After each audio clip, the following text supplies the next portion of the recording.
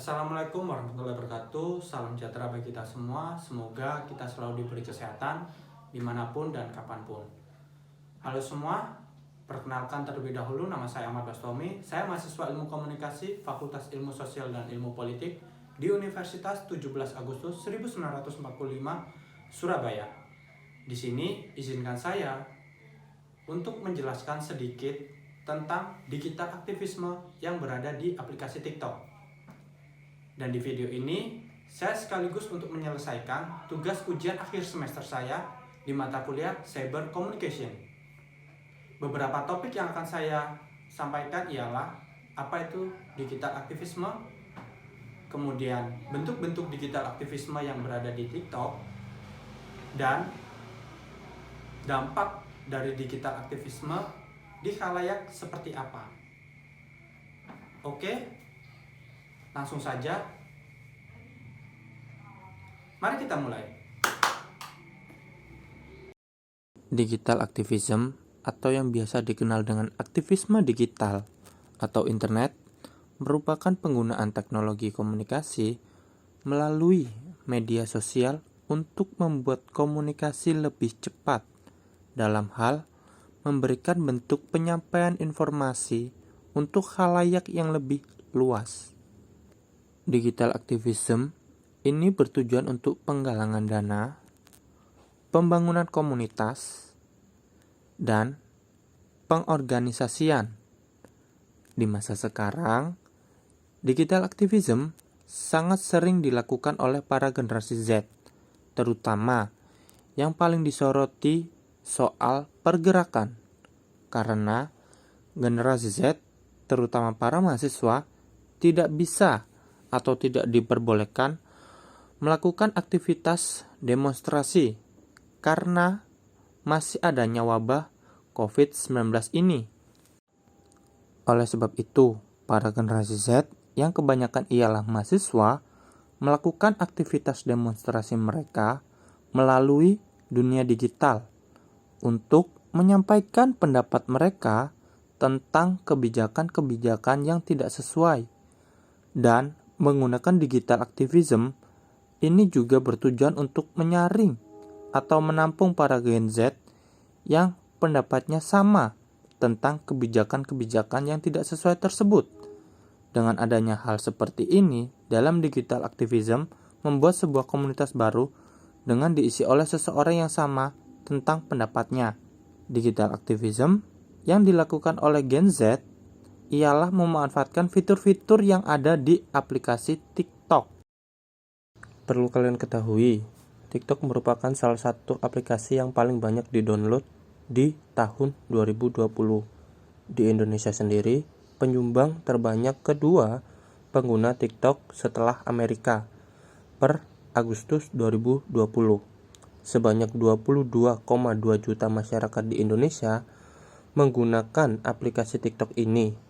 TikTok sendiri merupakan permainan media sosial dengan video berdurasi 15 sampai 60 detik. Dengan durasi seperti ini, tiap individu dengan mudahnya menyampaikan informasi melalui video TikTok yang membuat atau mengumpulkan tiap-tiap individu yang memiliki pendapat yang sama. Di hal ini, saya mengambil contoh tentang para Gen Z yang menjadi mahasiswa menyuarakan tentang pemotongan biaya UKT atau uang kuliah tunggal, bahkan sejenisnya, dengan menyuarakan aksinya melalui video TikTok itu sendiri.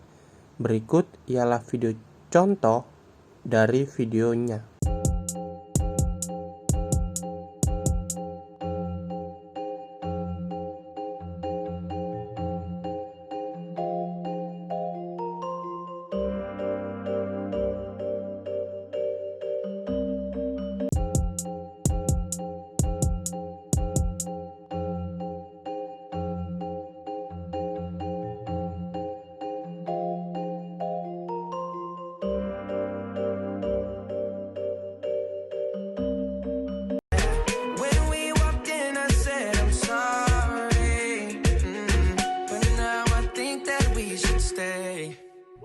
Cause I don't care. When we walked in, I said I'm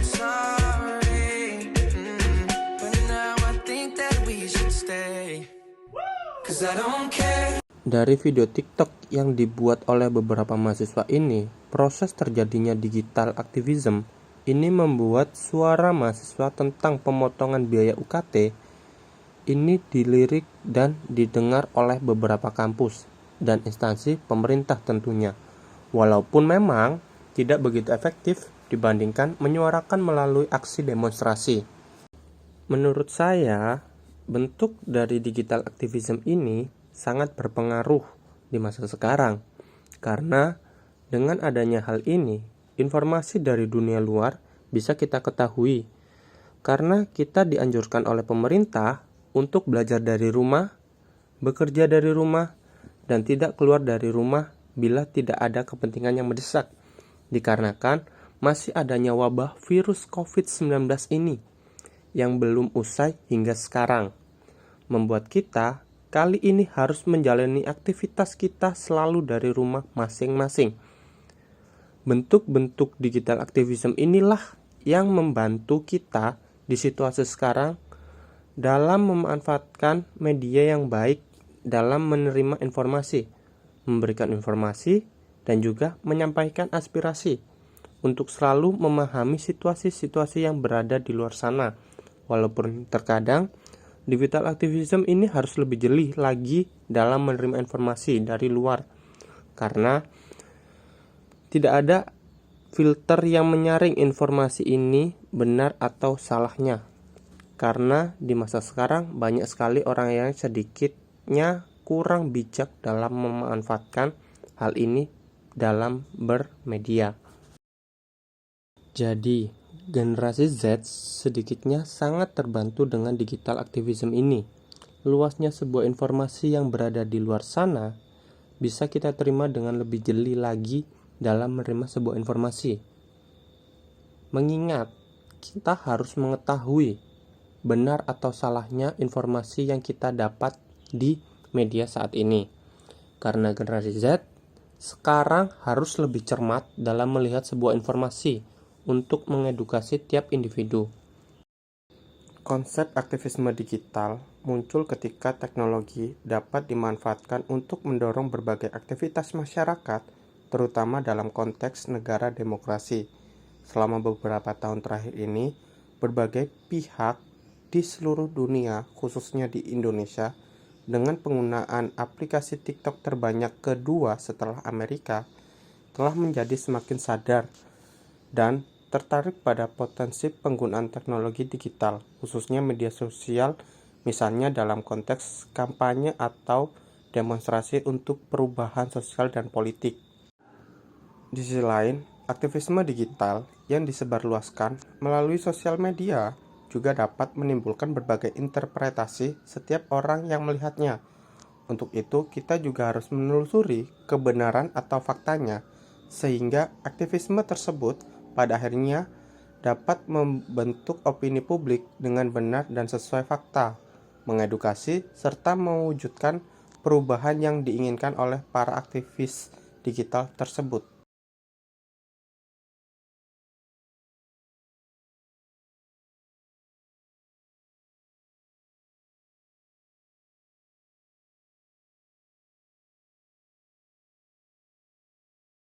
Sekian dari saya, kurang lebihnya saya mohon maaf bila ada salah kata. Assalamualaikum warahmatullahi wabarakatuh.